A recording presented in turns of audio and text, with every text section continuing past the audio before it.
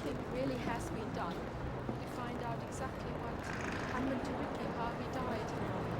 And I don't think the present investigating team have really done all they're supposed to do to find out. I hope that the Home Secretary will intervene and give me the answers I need. Maybe by his intervention I can find out exactly what happened to my son. The police are treating this as serious as you. I don't think the police are treating it as a serious incident, because even though they keep on saying they have an open mind, at the back of their minds they still think that Ricky slipped while standing at the edge of the river, fell in and died instantly. Now these maybe that's what how they want the easy way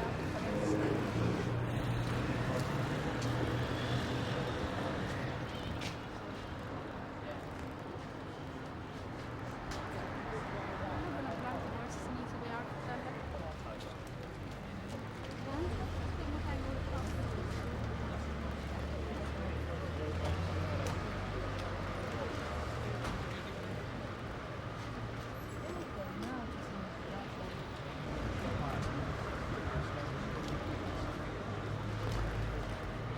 But if the banisters are along here, then it will stop the wind coming, wouldn't it?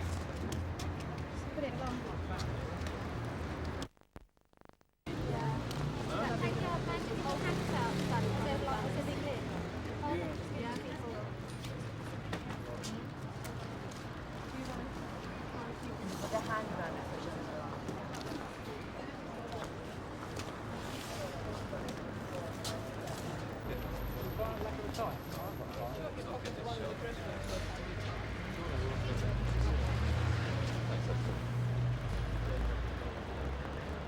He's out to see whoever.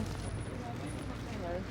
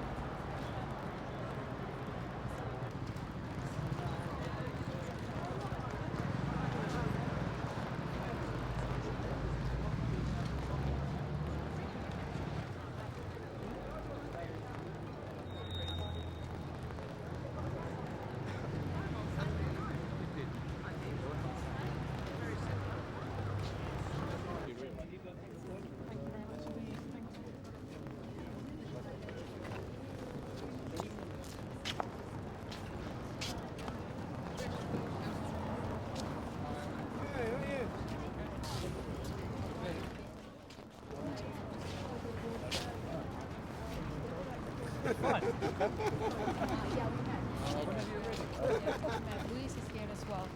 Yes. And what's Louise doing? Probably looking to the press. Mm-hmm. Yeah, because we want something done. Yes. Can't leave it like that. Did I don't want to leave did it you like have the petition or anything like that? We've got a petition as well. Where is it? It's just Up there somewhere. We actually distributed it, and people are going up and down and getting it signed. Yeah, okay. So what you want me to do? No, I think there's a camera that want you to say something together. I've said, What I've you, said what quite you a want to bit. say? Well, I just want someone to ensure they give me the answers. I need to know how my son died. That's the most important thing for me. Mm-hmm. I want justice for my son. You want justice for your son. Yeah. Plus, you also want to know what happened on the night, who's responsible, Mm? and for the police to really take this seriously. Yeah, Is it's that what about you want? time. It's about time they Because take that's what I would want. this. Yeah, I want to know what happened that night, who were involved, yeah, and how soon are they going to try and find out who did it to your son. yeah, That's what you want. yeah, And so you're having your petition signed saying that. yeah. Okay. It's there. What about So- the submission and all that to the Stephen Lawrence inquiry? Yeah, we have made a submission to the Stephen Lawrence inquiry, which Yeah. should be heard, I think, soon, isn't it? Yeah. And you're prepared to give evidence Yep. if you're called. Mm-hmm. Okay. Well, I'd just like to say that I'm supporting everything Mrs. Rhea is doing to try and find out exactly what happened to our son. Because I've been there, and it's taken 5 years. And we're hoping that next Monday we're going to get some answers. And I hope it doesn't take that long for Mrs. Rhea to get some answers. But 4 years ago, nearly 5 years ago, Stephen was killed. And now last year, my son was killed. How many more deaths do we need? Surely, Mr. Jack Straw should listen to us now. And if he can in any way prevent any more tragedies happening, let's do it. How many more deaths does it need? How many mothers should come here and weep to ask for justice? And even then, we are not getting any justice. 5 months on the line, the police have refused to give me any answers. I don't even know how my son died. So all I want is someone to give me answers, someone to listen to me. And my concerns that my son was a very good swimmer and he had phobia of open water have been totally disregarded by the police. So please give me the answers I need so I can carry on with my life. And thank you. Sorry.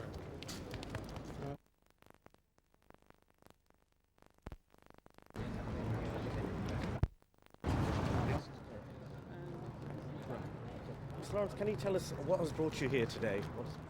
Well, the death of this lady's son has brought me here because we were in the same situation 5 years ago. So that's what brought me here. How effective can protests like this be? It can be very effective if you keep up your protest long enough. And I'm hoping that Mrs. Reel don't have to keep it up for very long for her to start getting some answers. Now, you've been fighting for 5 years to find justice for Stephen.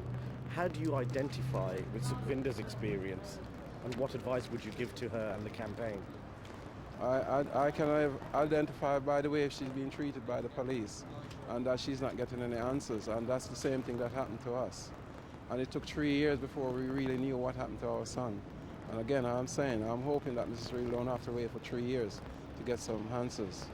And I'm here to support her and try to do anything I can possible to help her get some answers. Stephen's case has become the most prominent black case in British history, and it has raised many questions and debate. How can Ricky's family ensure that this becomes a prominent Asian case? Well, the way we've got our fight to get so prominent is by us meeting Mr. Mandela. So if Mrs. Reel can find a way to meet somebody prominent who's got a lot to say and who the British government will listen to, then maybe she will have the same kind of prominence. Now, the Police Complaints Authority concluded that without your determination and your campaign, mistakes were unlikely to have been uncovered. How do you feel about that? Well, it shouldn't take the family to push for something like this, for them to find out that they're doing something wrong. And they should have learned by what we've done in the past and not let it be happening now in the present. How do the findings of the Police Complaints Authority help you to encourage other families? Well, let's wait until after we finish the inquiry, and then everybody will see how it's going to help. And we're hoping that some of the findings that's going to be put into practice will stop some of this happening again. I'm afraid I'll have to go. It would have been nice if you had done it at the same time. Well, with slightly different points. It's actually about the water ask.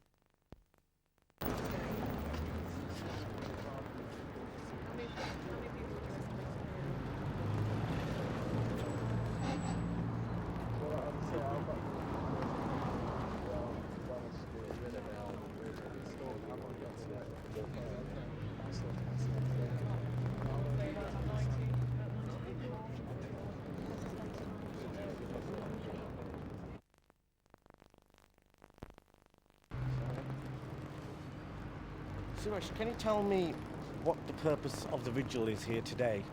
Is to put pressure on the Home Secretary to order a new inquiry into Ricky's death. We want a team of fresh police investigators looking at how Ricky died, to investigate how Ricky was racially attacked with his 3 friends.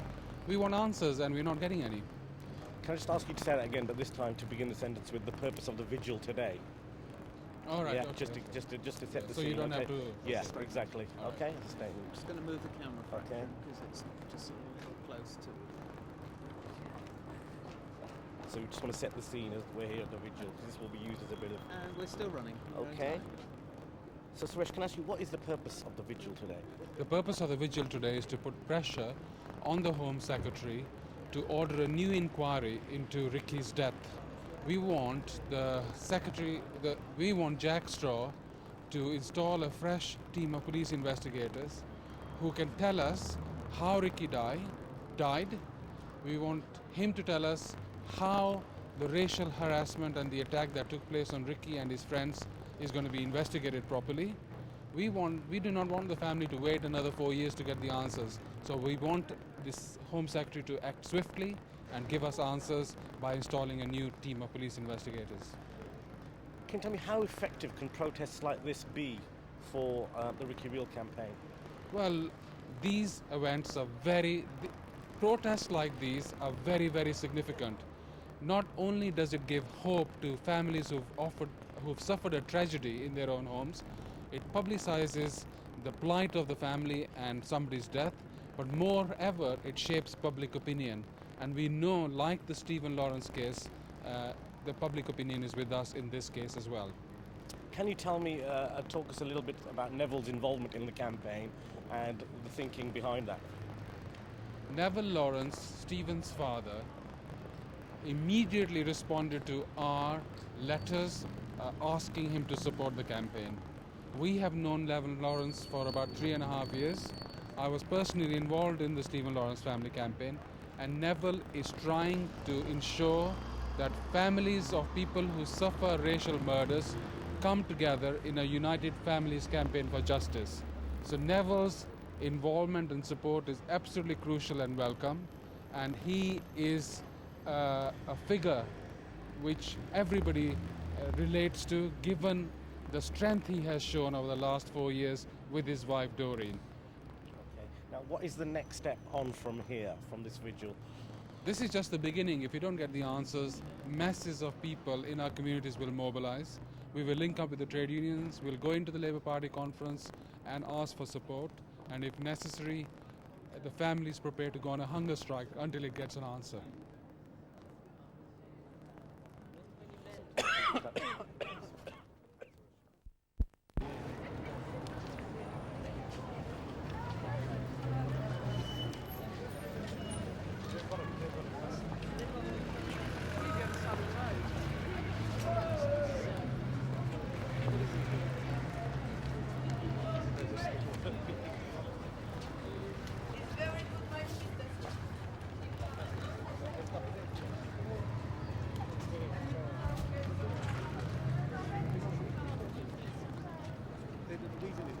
These are all very expensive. So. I don't to give some leaflets out. Sorry? Yeah.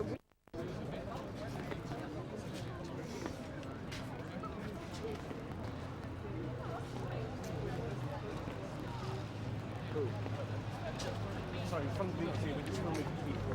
You're reading that.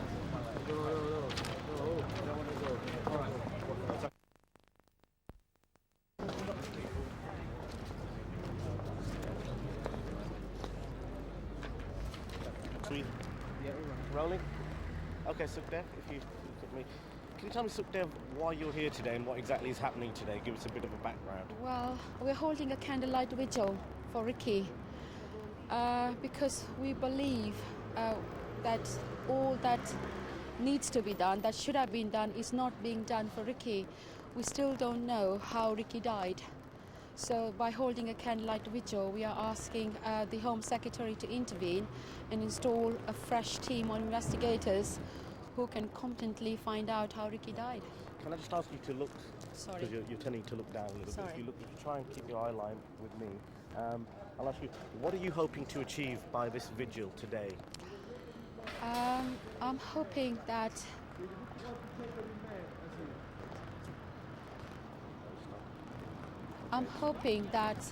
the Home Secretary will intervene and listen to my plea, hear my grief, and will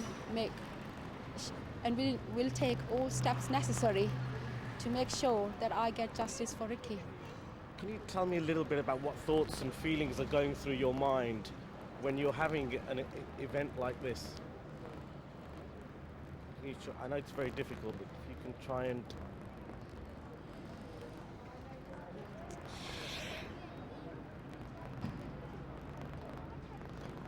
I just want Ricky with me. And I can't really imagine my life without Ricky. There are times when I feel I don't want to get out of bed because there's nothing. There's nothing to look forward to. But the only reason I carry on going is because I know my son deserves justice and he should get justice. And I'll keep on fighting till he gets that. And I hope Mr. Straw will listen to me, will see my grief, and will do all he can. And I'm sure all the other mothers who have lost their children will agree that a mother is at least entitled to know how her son died.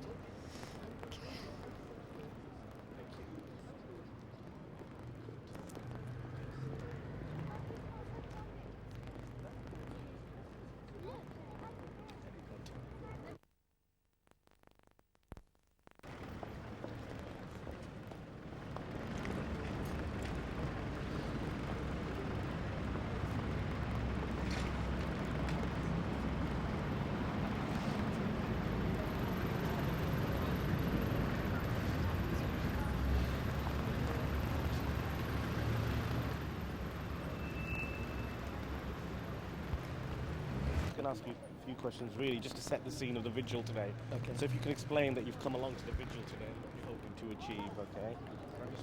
Okay, can you tell us a little bit about today's event? We've tried other things and today we're sort of raising it slightly up, bringing to the attention of the Home Secretary, already aware of it. We don't really have enough confidence in what is being done at the moment to find what happened to Ricky. We are hoping that having this vigil in front of the Home Office today, that Jack Straw will himself take notice and try and assist the parents of Ricky Real to come to terms with his death, and also let them know. Can I ask you to look at... Yeah, and also let them know. I'll ask you the question again. Can I ask you, what are you hoping to achieve by events like this today? What we are hoping to achieve is that all the efforts which we have been made, we don't seem to be getting the assistance we should have got. We are hoping that coming here today, that Jack Straw himself will intervene and offer the assistance to the parents of Ricky Real to come to terms with the loss of their son and find the reasons as to how he died, and not just give them assumptions how the police think he came to meet his death. What has police response been like with your campaign so far? The police response from the day Ricky was found has been very bad, apart from the other issues involved, which have been investigated by the Surrey Police, which is a side issue.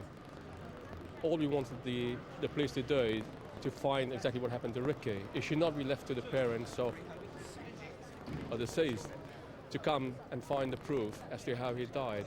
It's the police duty to actually find how he met his death, and we are hoping that somebody will take notice and give the parents of Ricky Real the assistance they require. Thank you.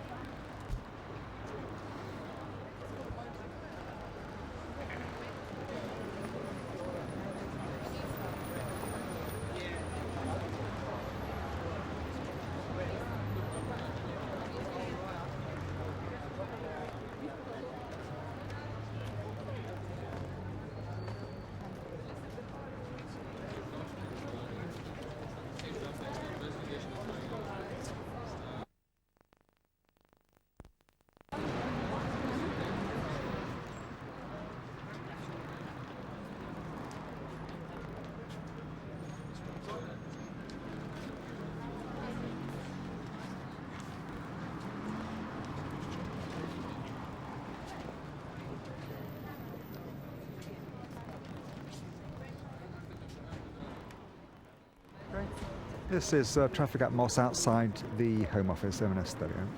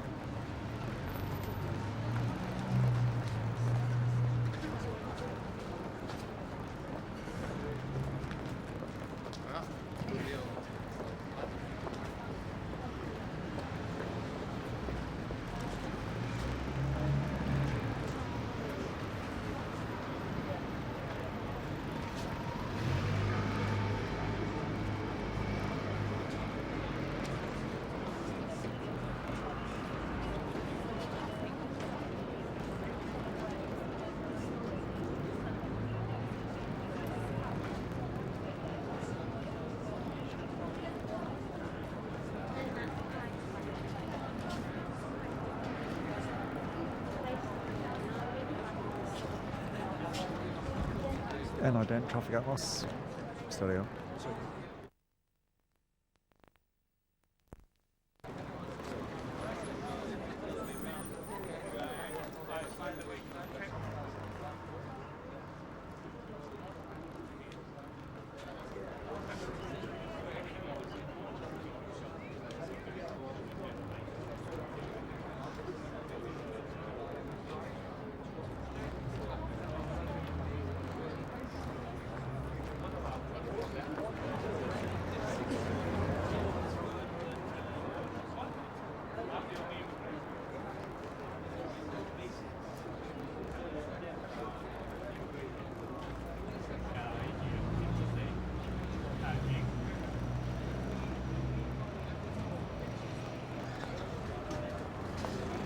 right.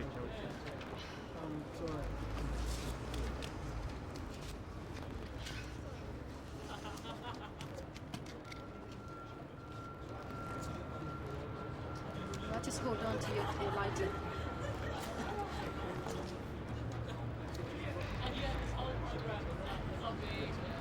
How does it work? Oh, just leave it. It's all right. Just pretend that. That's it.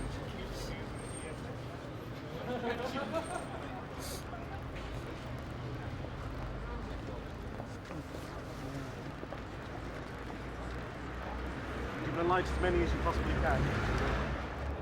Does it work? How do you work it?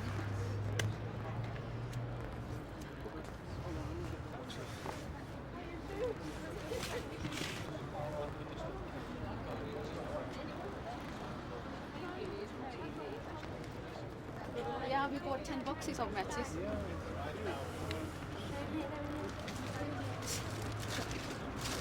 No, I was looking for them everywhere and I hadn't got them. On your hands.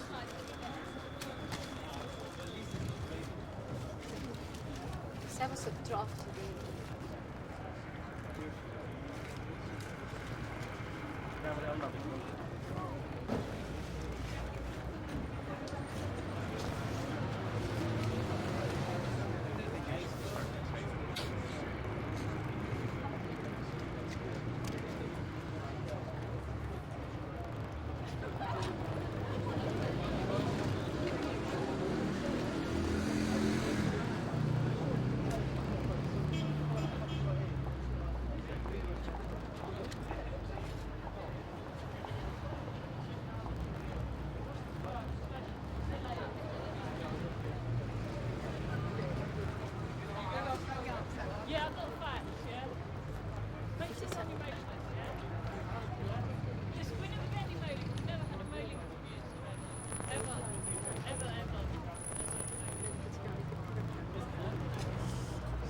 Get my coat.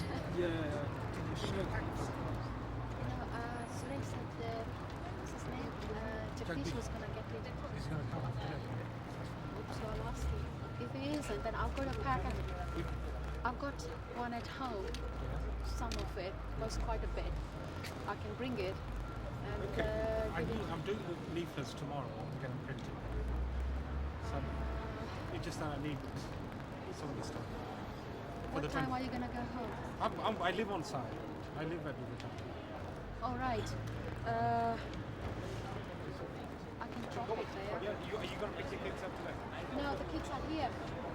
They didn't go to school.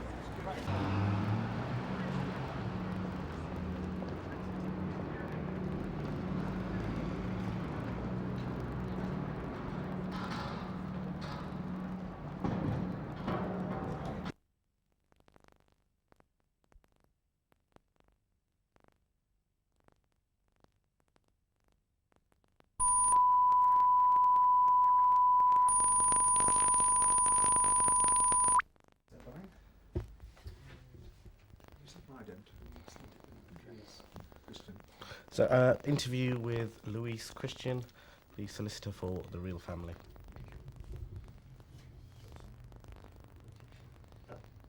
Louise, can you tell me when the Real Family first approached you? Yes, they approached me about a month after Ricky had been found dead, on about the 20th of November, and I immediately faxed Scotland Yard Complaints Investigation Bureau and the Police Complaints Authority to make a complaint on their behalf about the way in which the investigation was being handled. What prompted you to take up the case? I felt very strongly that this was a case where the police investigation should have been far more thorough, and I was very concerned about the similarities with the Stephen Lawrence death, that a case where a young man had disappeared after being racially attacked was not being treated as a suspicious death by the police and was not being taken seriously enough. Can you explain to me, in general, the procedures that you've taken so far, the legal procedures? Well, the only way of registering concern about an investigation into a suspicious death which isn't being done well enough, about police inaction, is to make a police complaint. So that was what we did immediately. We made a police complaint, and we made it by fax. We said it's urgent, but we stressed at the same time that we didn't just want a bureaucratic investigation which would find out after the event that things had gone wrong or things hadn't been done well enough. We wanted the death investigated properly there and then, and that was the purpose of making the complaint. It wasn't that the family wanted to feel justified many months afterwards that they'd been right in making the complaint. They wanted their son's death investigated there and then. And after a bit of a delay, a month's delay in fact, it was announced that the Assistant Chief Constable of Surrey would be investigating the police complaint. And we were told at that time by the Police Complaints Authority member, Mr. Williams, that the Surrey Police would be able to investigate the death as well as just investigating the complaint. But then 2 days later, the Metropolitan Police suddenly gave out some leaflets in Kingston Town Centre, and then we approached the Surrey Police and said, we're not having you investigating the death because we're still doing that. So that when the Surrey Police came here to my offices for a meeting with the family, they told the family that all that they could do was investigate the complaint and that they still couldn't do anything about investigating the death. What complaints, and I'd like you to be... Can you tell me what specific complaints do you have in the police handling of this case? The complaint is that the police reached an unjustifiable assumption that Ricky's death was accidental, that they didn't take the racial attack seriously or the possible connection with the racial attack, that they didn't investigate properly the circumstances of the death which would lead one to suppose that it wasn't accidental, and that because of that there was no proper investigation set up such as one would expect, no attempt to collate information of who was in the area at the time, no ID parade, no photographs of suspects shown to witnesses, no reconstruction of the crime, none of the sort of stuff that you would expect to see in an investigation into a possible suspicious death or murder. What do you think of attempts police have made so far to solve the case? I mean, the police have said they've been giving out leaflets, that they have tried to find witnesses at the nightclub in question. What do you think of these attempts of the police so far? Well, I think that there have been only very token efforts by the police since the family complained, and not enough to make the family sure that everything that could be done has been done.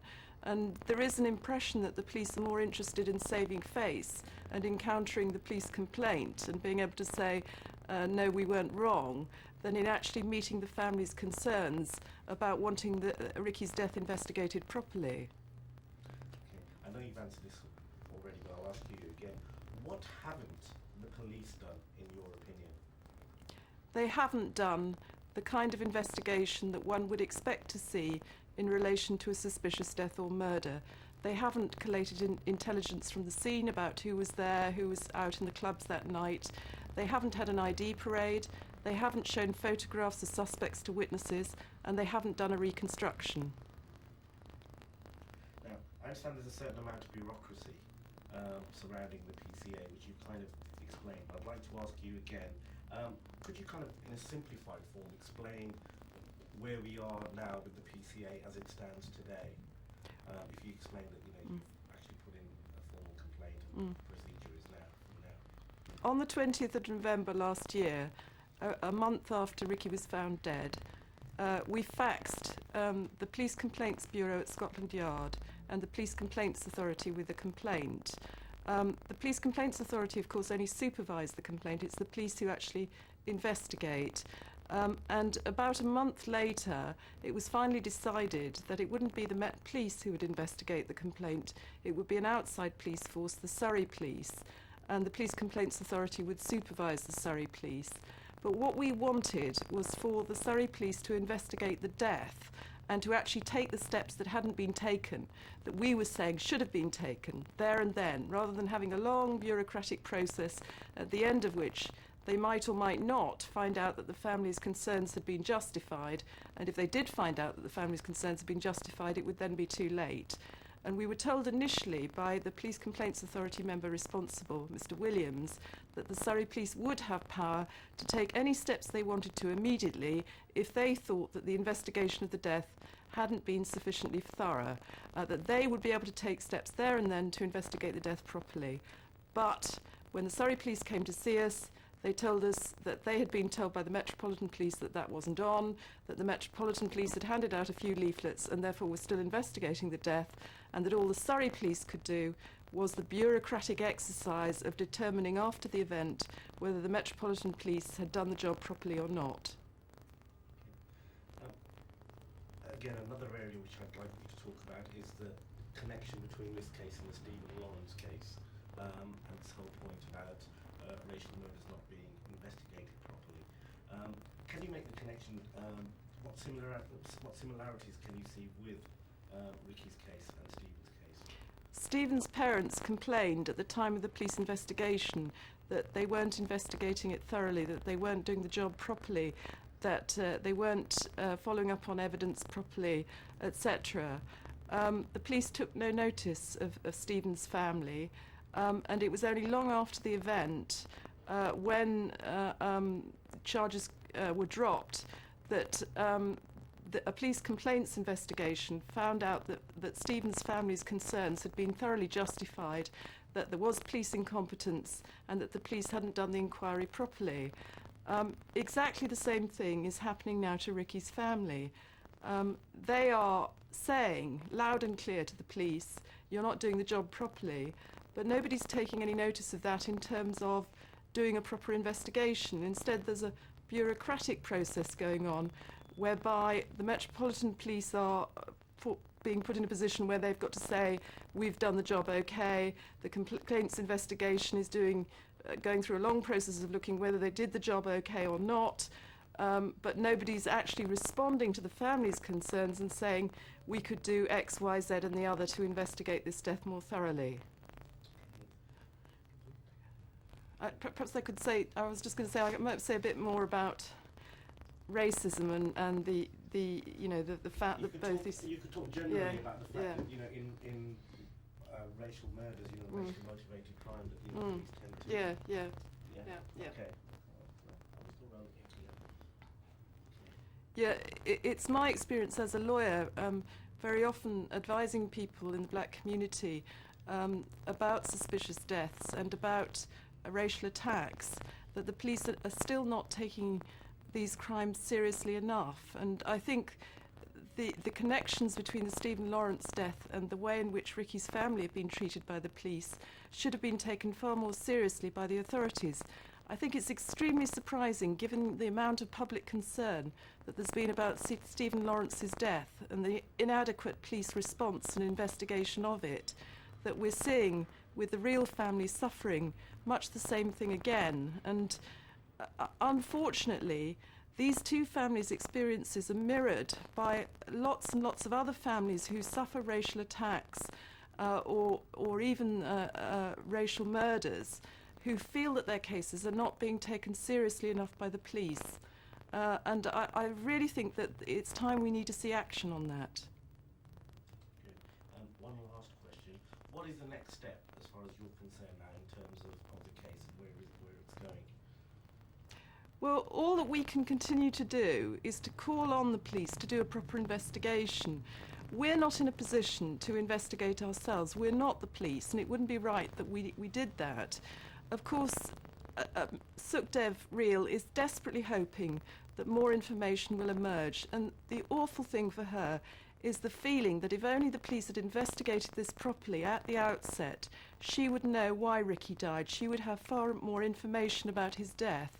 And I think the agonising thing for her is not to know, and yet to feel that if the authorities had taken Ricky's death more seriously, then she might know more than she does.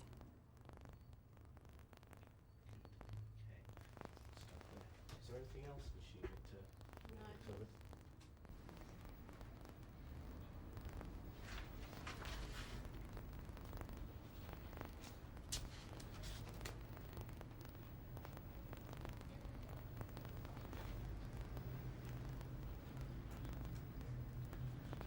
Cut.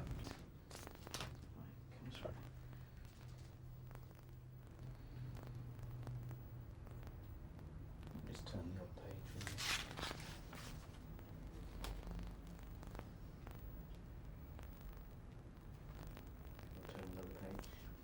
we'll get you to do is if you can turn them back, and then because we can't really use the sound if we're asking you to turn the page over because the sound is what we need.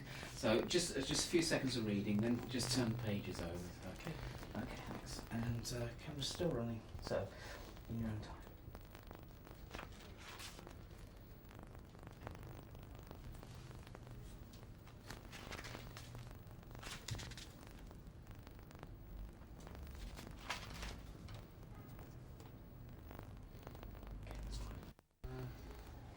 Camera's running then, so it'll be back.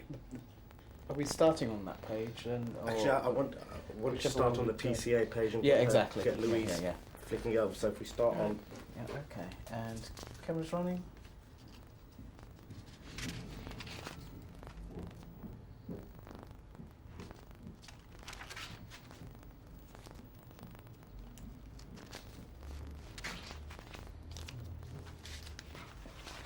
No, we need to.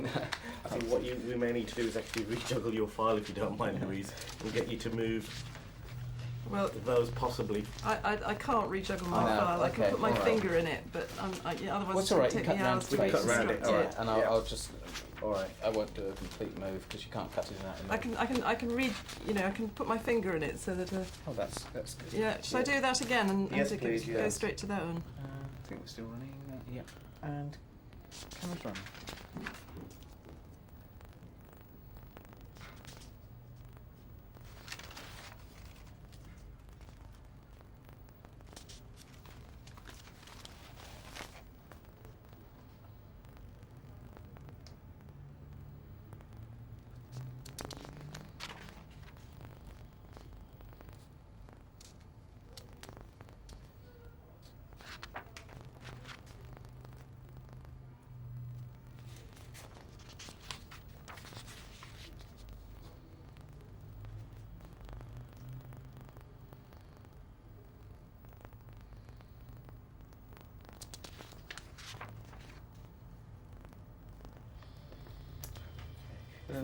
If you want to go back to the PCA, the first page that you were on.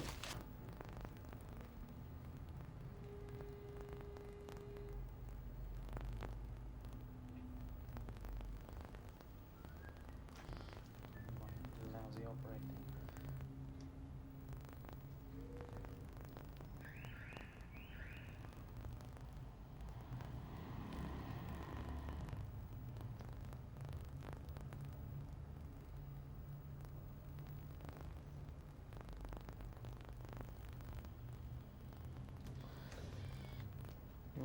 Any to sort of pull out from it? Yeah.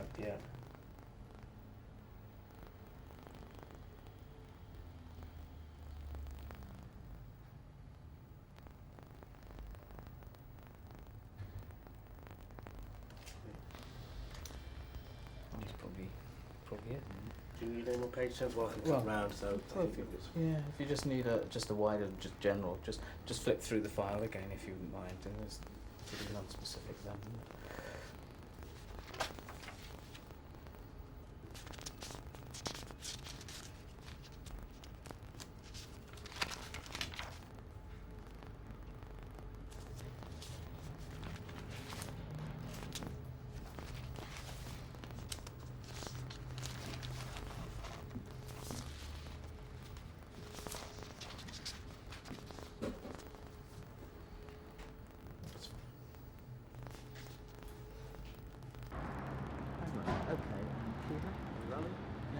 And cue.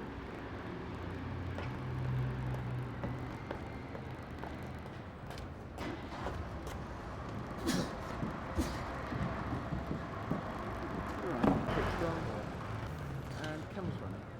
And okay, Louise. Cue.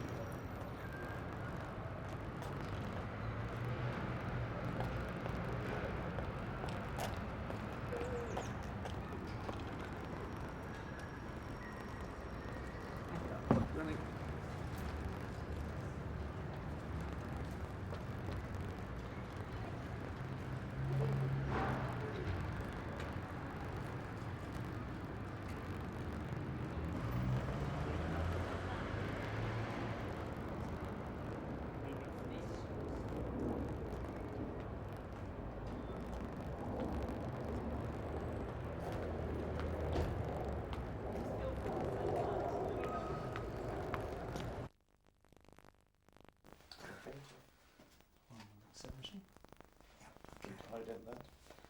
He's trying to do it for me. Speak up. Yeah, so, If you could give us a nats on there, Murray, it's Yeah. really crowding the top of my phone, Yeah. really No problem. tight. Hard time trying to get How's that that? down. That's fine, thanks. Okay. Okay, interview with Sukhdev Reel.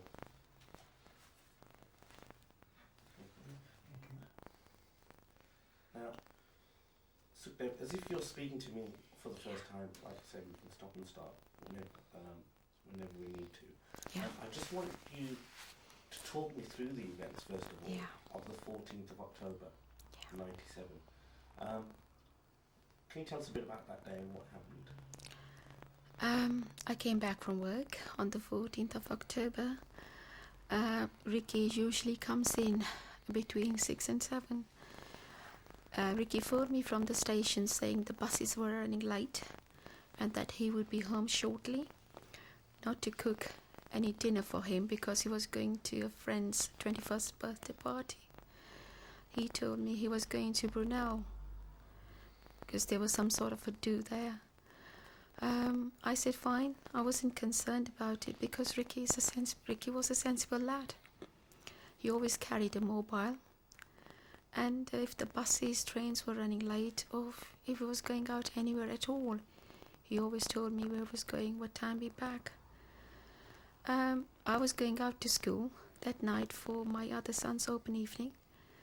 I saw him very briefly, and he said he'd be back home at 1 o'clock.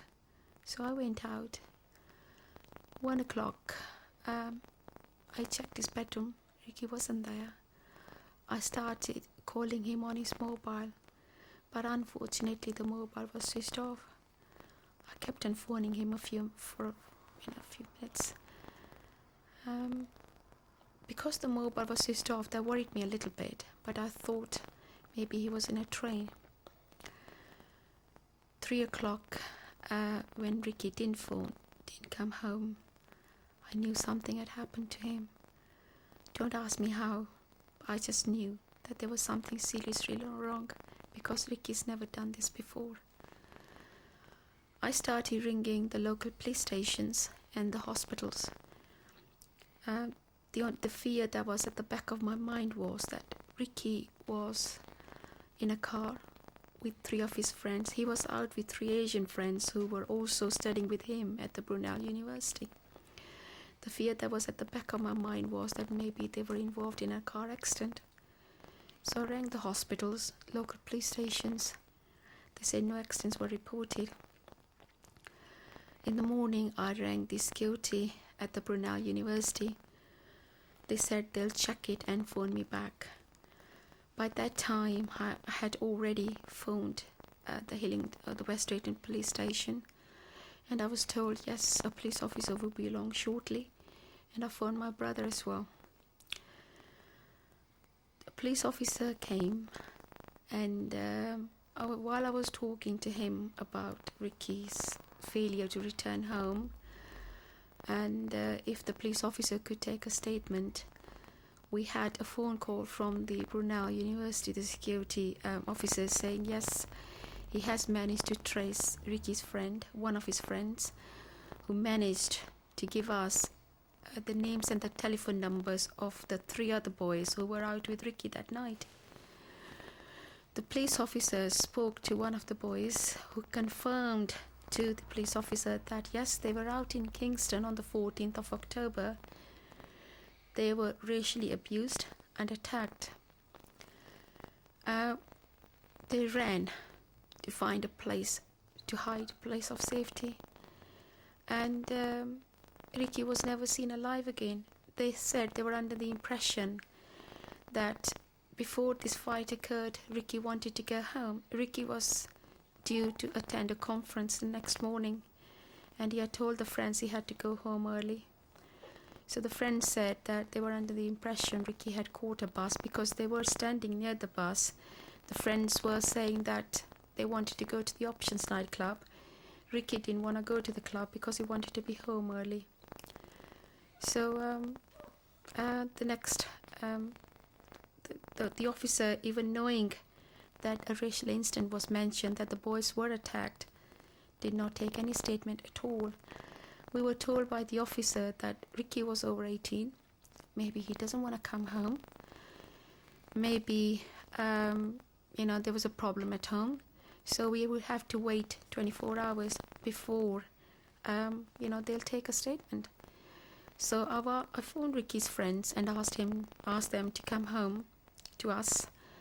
When they arrived, they returned Ricky's jacket and a mobile which were in their car.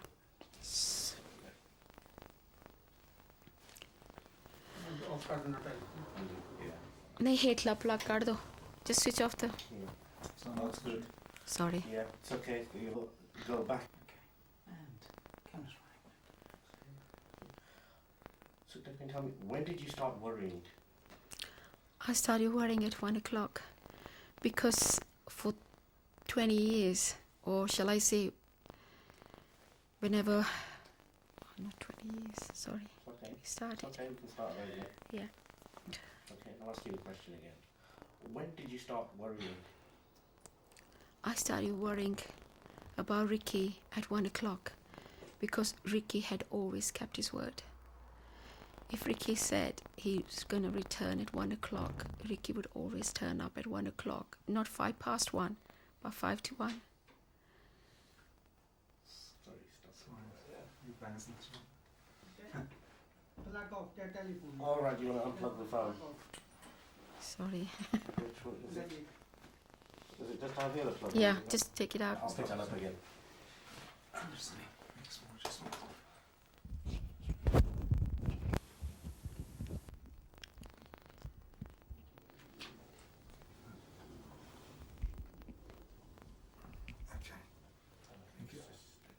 I don't better. Okay, I'll pick that up again. So,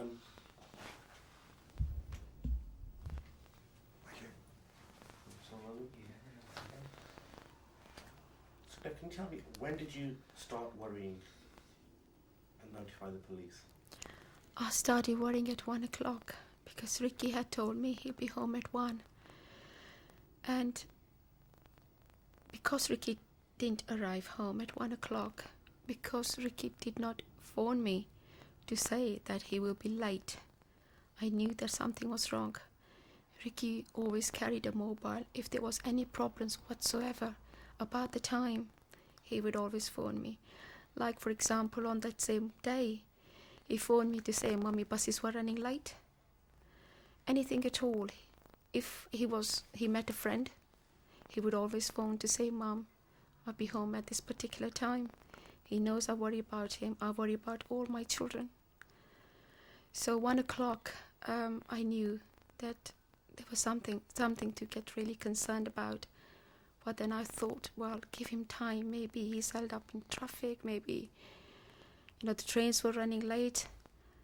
So 3 o'clock, I knew that Ricky was in trouble because it was very unlikely for Ricky not to phone me. And Ricky's never gone missing before. That was his first time. When did you first notify the police, and what was their response? I started ringing the police at 3 o'clock, but I did not give my name. I just started ringing the police stations, all surrounding police stations and hospitals, just trying to find out if there were any accidents that have been reported, car accidents. By 8 o'clock in the morning on the 15th of October, I made my first phone call to West Drayton Police Station, where a policeman came to see me, to listen to what I had to tell him. I was very concerned about my son. I kept on telling him I was very concerned about my son.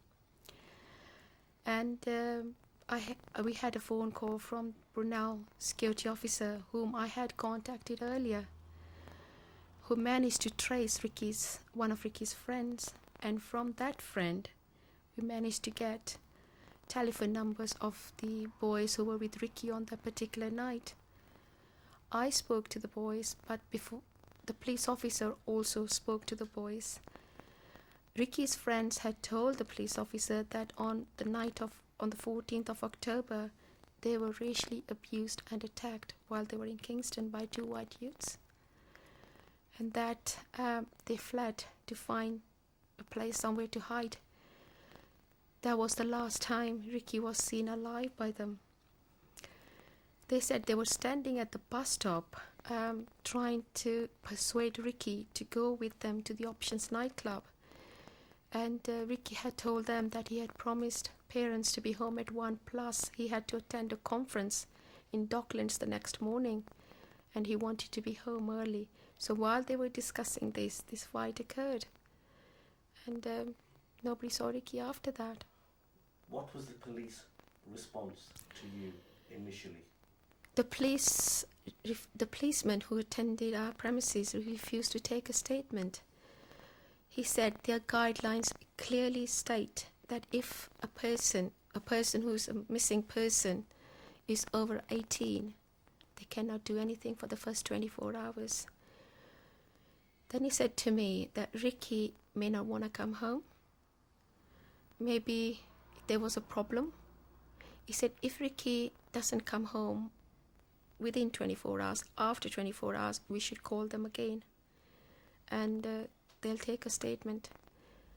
My husband and my brother took the 2 boys to Kingston Police Station. Sorry, before I go any further, the boys who came to see us, the boys who were with Ricky on that night, returned Ricky's mobile and a jacket which was left in the friend's car. So my husband, my brother and the boys went to Kingston Police Station to report the incident. Sorry, can I just stop you there? So this is 24 hours later. You were told to wait for 24 hours before you were to give a statement. So this is now 24 hours later. No, we did not wait for 24 hours. Okay, can you just say that you did? Yeah, okay. We didn't wait for 24 hours. Like the first call we made. Sorry, yeah, if you just pause after. So what was the next step after they'd asked you to wait for 24 hours? Mm-hmm. What happened? Well, we could not wait for 24 hours because our son was missing. How could I just sit at home and wait for 24 hours for my son to come home? There was clearly a point here for the police to say that if there was a fight, 3 boys had come home, 1 hasn't. Surely there was something wrong somewhere. And I kept on telling the officer that my son could be lying injured somewhere. Couldn't they arrange for someone to search Kingston? Couldn't they arrange to find out what had happened? But all the answers I was getting was, madam, wait for 24 hours. So we went straight away. I mean, my husband, my brother and the 2 friends went to Kingston straight away. Reported Ricky missing and the fight. What really concerns me is the boys were there telling the police they were racially abused and attacked. Could the police take their statement? And there were we saying, our son's missing, could they take a statement, please? We were told, we were quoted the same guidelines, and we were told maybe our son doesn't want to come home. Maybe, as is very common in Asian culture, that he's got a girlfriend, which is not acceptable to the family. So maybe Ricky doesn't want to come home. Maybe Ricky doesn't want to be found. And they said, well, I'm sorry, there's nothing very much we can do. If your son is still missing after 24 hours, come and see us. We'll see what we can do. How did you feel about the police attitude towards you then? I was very angry. I just thought, I wonder what they would have done if he was their son. That was the thought that was in my mind. And I couldn't wait 24 hours. I know my son needed me. So we started searching Kingston. And we kept on searching all through the night with family and friends.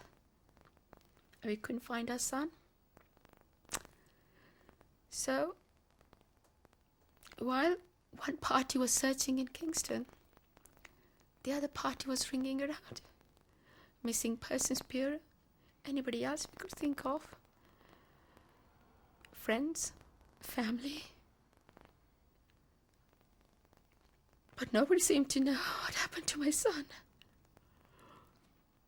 The whole night I sat downstairs by the telephone, ringing West Drayton Police Station, only to be told, "Madam, the incident didn't happen, it didn't occur in West Drayton. Ring Kingston." I phoned Kingston, only to be told, "Madam, you live in West Drayton. Phone West Drayton." I was just passed around like a parcel.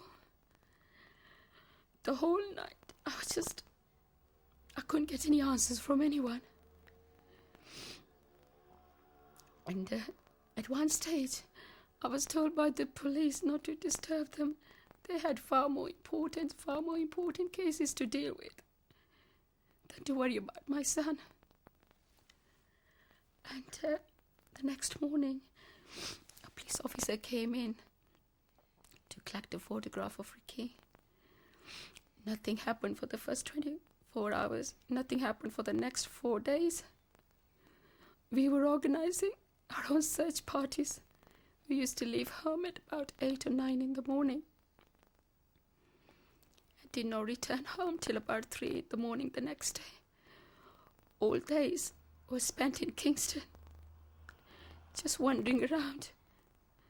We searched all the derelict buildings, went to the pubs, clubs, shops.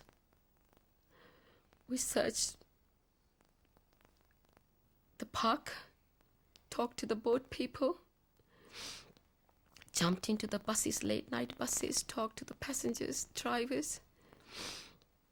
We even jumped into the industrial bins, trying to find out see if my son was dumped in there. There wasn't a place in Kingston we didn't search except for the river. We were even told that the river has been trawled, that my son wasn't there. On the fourth day, because we weren't getting any answers from anyone, we contacted the monitoring group. They came in, they saw the mess we were in. Stop you there.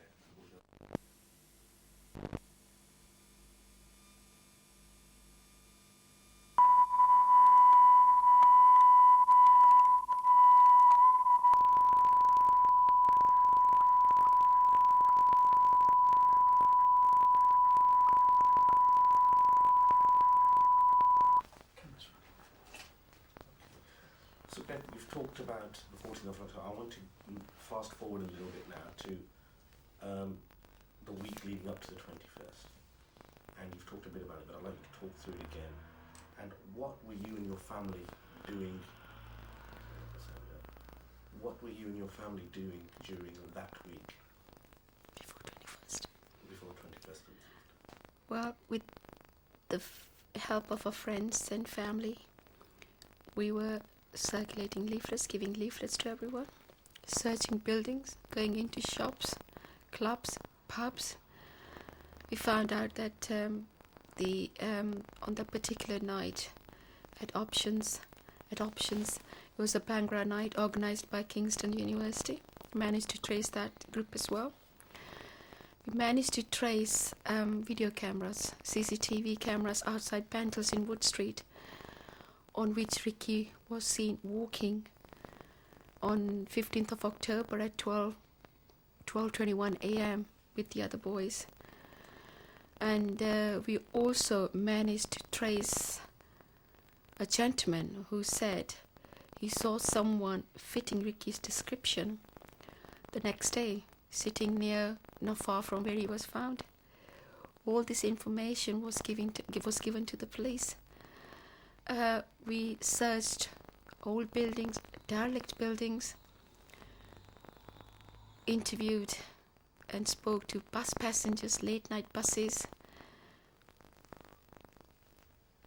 We even jumped into industrial bins. Maybe somebody had dumped my son in there. There wasn't a place we didn't search.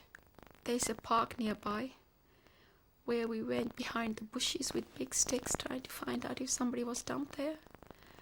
Boat people we talked to.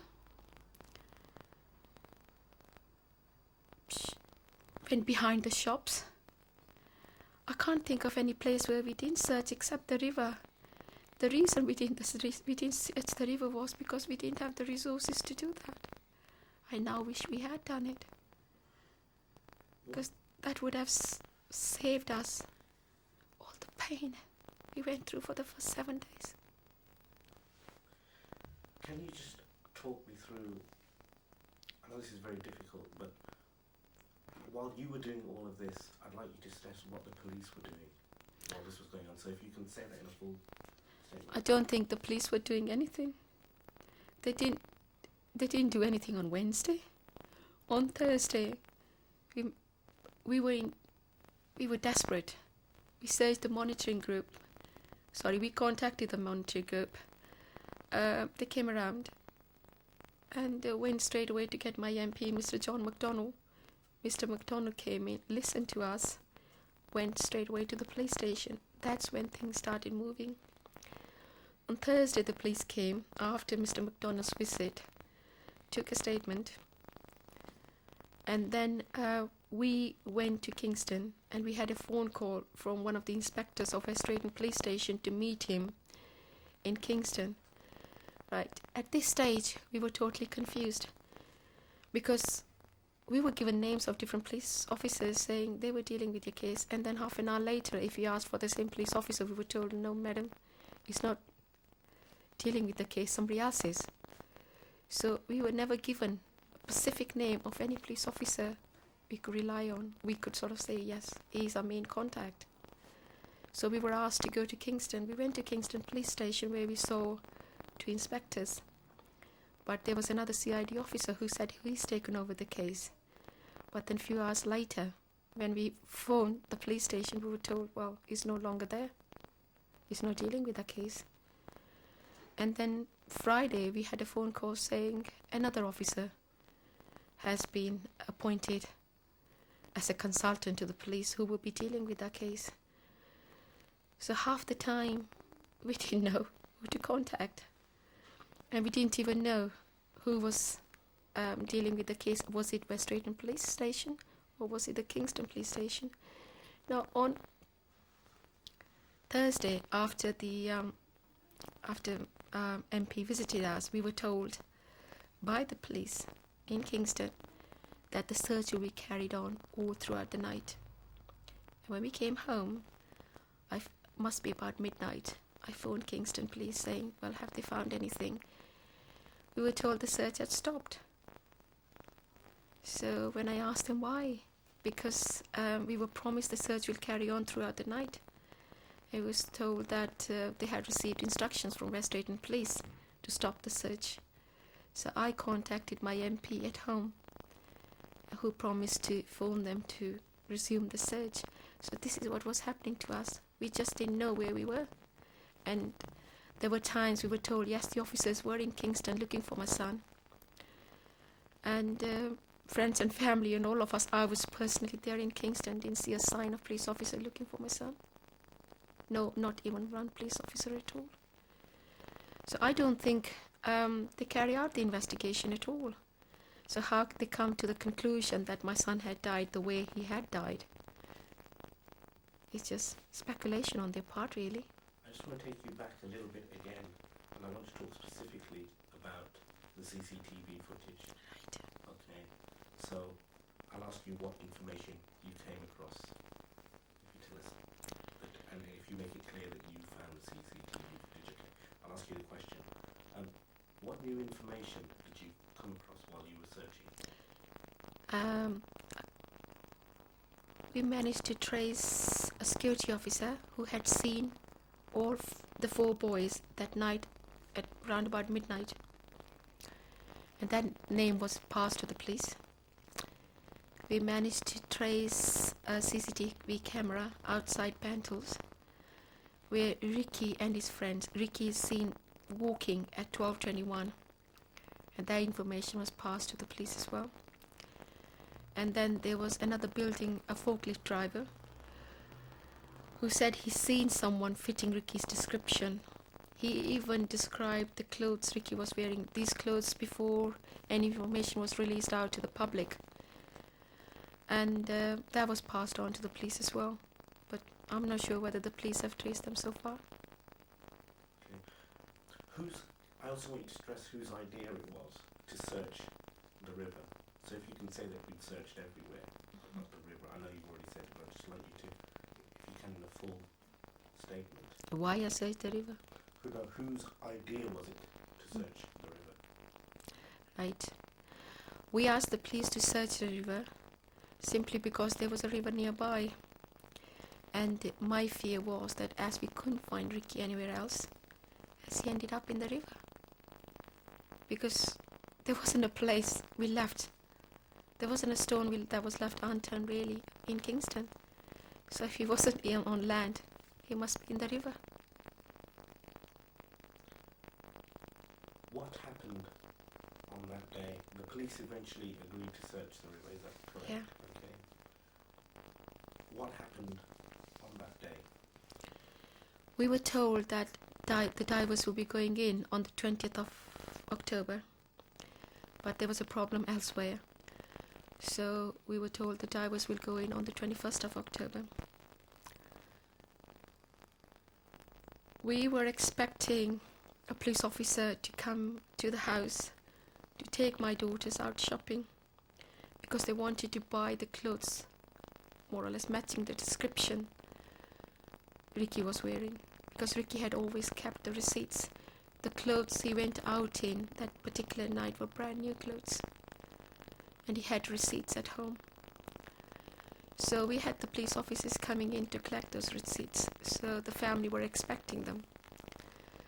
And we were at the monitoring group meeting the press, which the police knew, that we were there.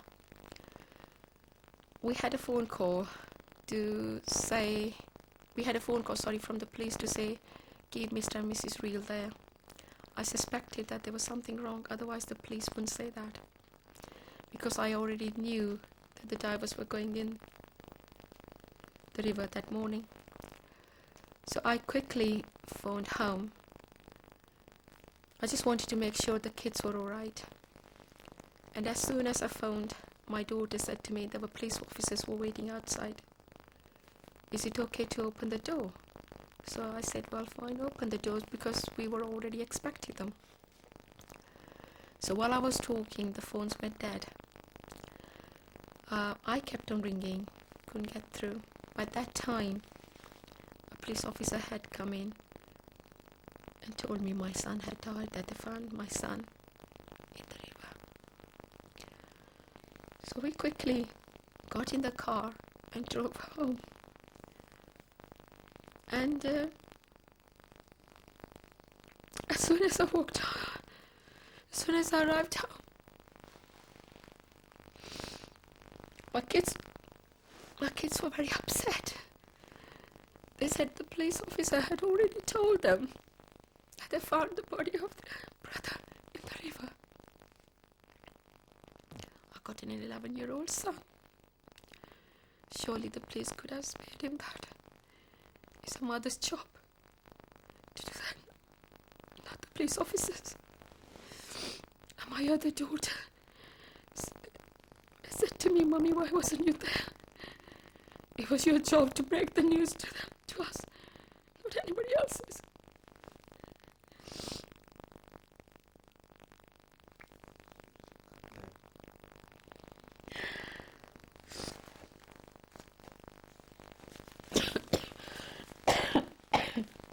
If you don't mind, Sukhdev, I'm going to ask you that again. Okay. When and how you were told that Ricky's body had been found. Okay.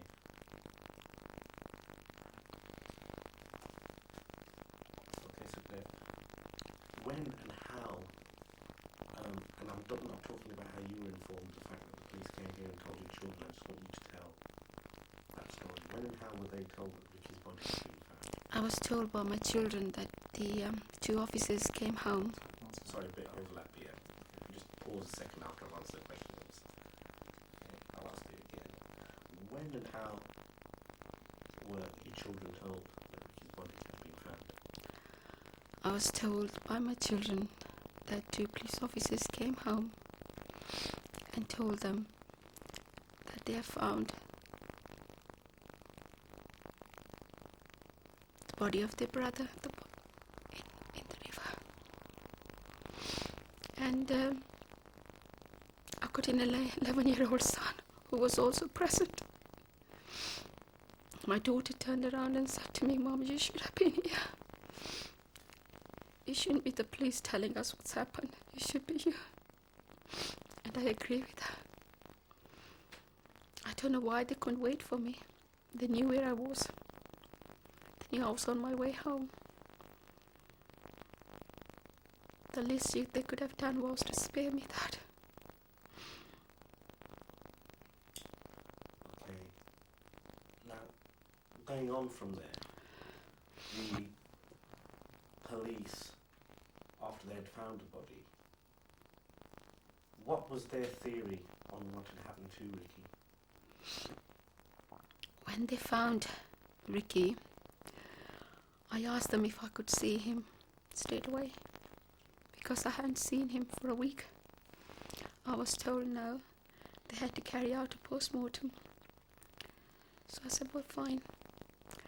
And on the same day, the detective inspector came home in the evening and said that the first thing I noticed, Mrs. Reel, was your son's fly buttons were open.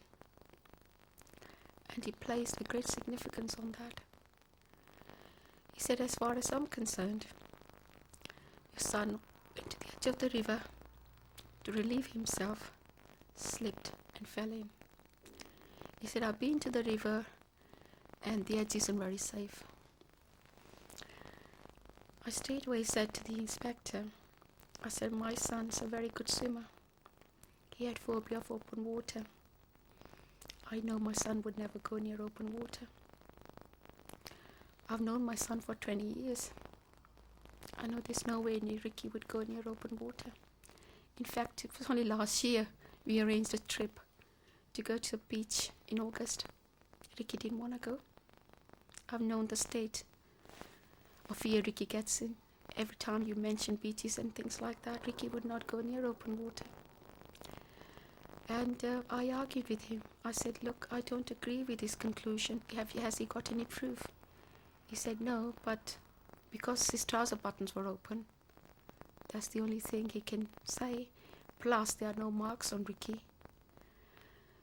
So, as he said to me, as far as he's concerned, that's what happened to Ricky, and that the case was closed. Did the police have anything to say about the racial incident that took place? Did they place any significance to that? What did they say about that racial? I don't think the police believed. Sorry. Okay. Sorry about that. Was that playing alright? It was quite loud, yeah. Okay. Again, I'll ask that question again, actually. I'll go back in because Sorry. your answer was fine. It was just we had a plane going on board. Why don't you accept the police theory on what happened to Ricky? I don't accept the police theory because my son was a very good swimmer. He had phobia of open water. I know in my mind, in my heart, Ricky would never go near open water. How Ricky ended up in the river is a mystery to me. But I've known Ricky for 20 years. The police haven't. I've seen the state he gets to when he goes near open water. So Ricky didn't go there on his own free will. And I told the police officer that. But they weren't interested. They said as far as they're concerned, yes, because his buttons were open, that's the only conclusion they can draw. And that my son has fallen in accidentally. And that was the end of the matter. What did you want the police to do from then onwards? I kept on saying to the police that I want them to investigate my son's death. But they never took me seriously. They probably thought, oh, our mother's probably, I don't know, broken up. So much grief, probably not thinking clearly. So that was it. It was left like that. It wasn't until we went to see my son I looked at him.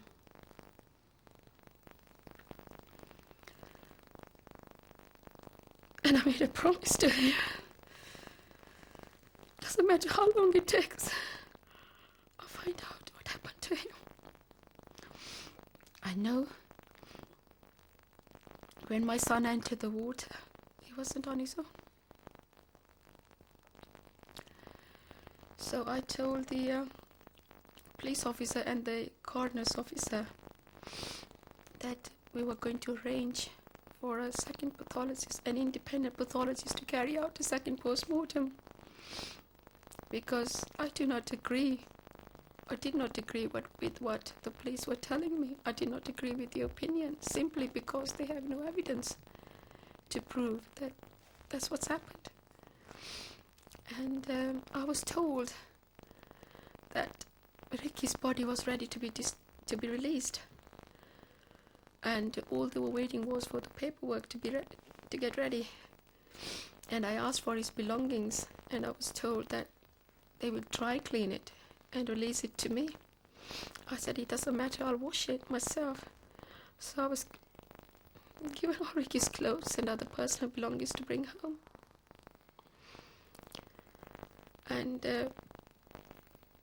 unknown to me, there's still some confusion whether the police carried out a second post-mortem themselves, or at some stage we were told that the first post-mortem, which is very confusing to me, is that the first post-mortem was interrupted because, as they put it, they have to respect the cultural needs of the family.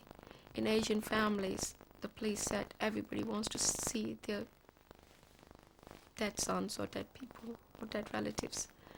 So the first post-mortem was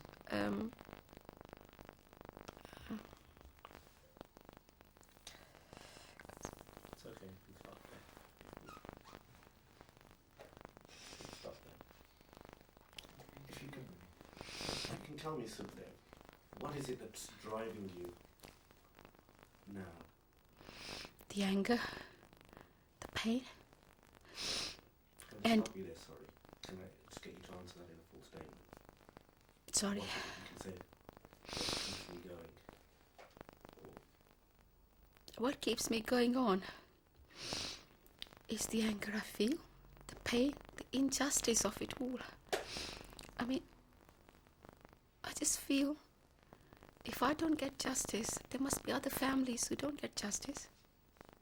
I've got to stand up. Somebody's got to stand up. Otherwise, how many mothers are going to cry like me? I know my life will never be the same again. Because Ricky used to give me a lot of strength. He was a son. He was a very good friend as well. I still remember the nights I used to sit in his room. We used to talk about silly topics, just anything at all, discuss different things. I miss those talks. And he always, if there was a problem, he always used to give me encouragement. He used to say, "Mom, you can do it. I believe in you. You can do it, Mom." And this is the words I keep on hearing. And I feel that if I don't carry on with this campaign, not only I'm letting myself down, I'm letting my son down as well. Plus, I may be letting loads of other mothers down as well. I'm not only doing it for myself, I'm doing it for other people as well. Nobody should be allowed to feel like this. My life is just empty.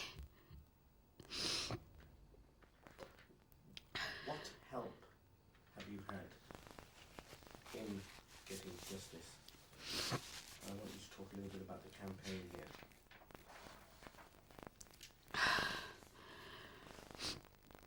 We set up a campaign. It's called Justice for Ricky Real. We have regular meetings, and during those meetings we discuss about our problems, our achievements, and the goals we have set ourselves, what we aim to achieve. And that's the campaign that's keeping me alive, really. Okay. I want you to talk in detail now. We're going to talk about, how you're coping with the loss of Ricky. I know it's difficult, but how do you find comfort? I'd like you to talk about the poetry and how it came about, you writing it, and the kind of thoughts that go through your mind. I really want to get an impression of how you're coping with this. Do you want a minute to think about No, it? it's all right.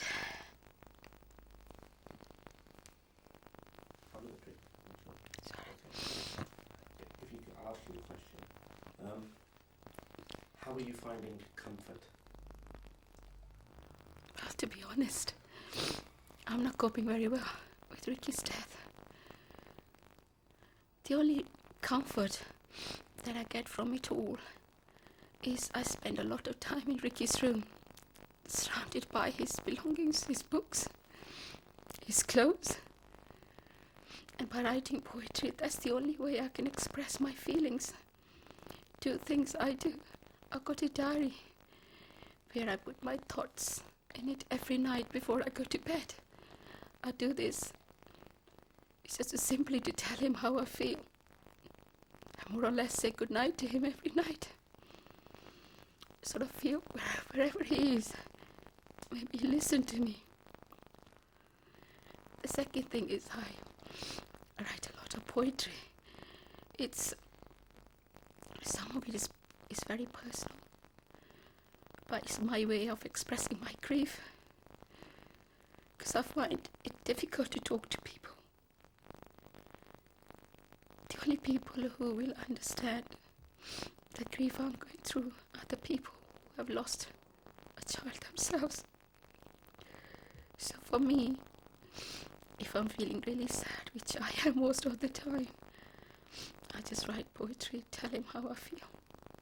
Maybe someday, maybe in years ahead, if I can't find some happiness, I could go back to saying, well, on this particular day, that's how I felt. You talked a little bit there about the only people who would be able to identify with you would be people who've gone through an experience like this themselves.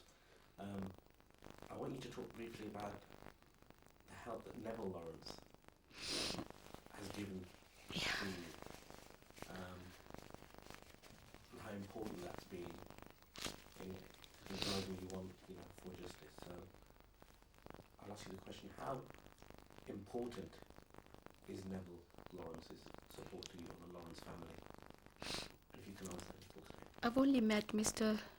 Sorry. Bit of an overlap there. I've only met Mr. Neville Lawrence, and he's a great man. And I appreciate the time he spent with us, and I don't think it would have been easy for him. I've seen him a few times. There have been times when he has been unable to speak about Stephen. But I think we don't need words. We only have to look at each other to know and recognize the pain in our eyes. His support has been greatly appreciated by our family. And I just hope in years to come, we keep on giving each other that support, if nothing else. And I would just, sorry. No, I would just like to say thank you to the Lawrence family. What about the rest of the Asian community? How have you gone about mobilizing their support for your campaign? Well, the Asian community has been good so far. There are two reasons for getting the Asian community involved. The first thing is Asian community must become aware of this case. It's happened to me. It could happen to anyone. And it's time we stand up and be counted. The second thing is we have a campaign which I mentioned earlier. It's called Justice for Ricky Rio. This campaign needs funds. And it's very important for this campaign to carry on to enable us to find out exactly what happened to Ricky. And it's not just for Ricky, it's for the community as well. Because if this campaign is successful, we can get the answers. And maybe at the end of the day, the authorities will recognize what went wrong. And maybe if in future a mother goes to the police station and says her son has failed to return home, those authorities will start searching for that son and may be able to save that child's life.